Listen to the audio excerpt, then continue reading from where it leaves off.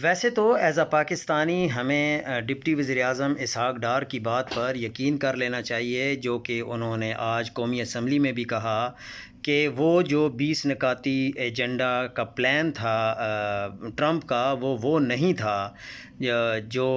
ہمارے سامنے رکھا گیا۔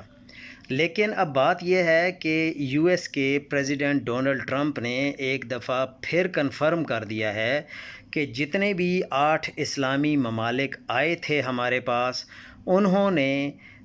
نیتن یاہو اور یونائٹڈ اسٹیٹس کے ساتھ مل کر اس پروپوزل پر سائن کیے ہیں، اور انہوں نے ہمارے ساتھ یہ پروپوزل ایکسیپٹ کیا ہے۔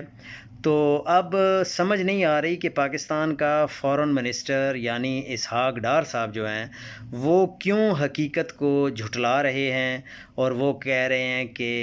ہم نے کوئی ایسے ڈاکومنٹ پر سائن نہیں کیے ہیں۔ لیکن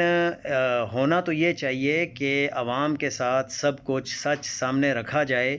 اگر ہم اس بات کو دوسرے اینگل سے لیں تو آج اسد قیصر جب تقریر کر رہے تھے، اور انہوں نے اپنی تقریر کے دوران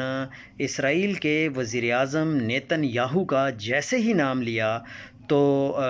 اسد قیصر کی تقریر کو وہاں پر کاٹ دیا گیا۔ تو اس لیے اب اس بات سے شکوک و شبہات پیدا ہو رہے ہیں کہ کیا اب ہمارے فارن منسٹر اور ڈپٹی وزیر اعظم اسحاق ڈار صاحب صحیح بات کر رہے ہیں یا ڈونلڈ ٹرمپ صحیح بات کر رہا ہے۔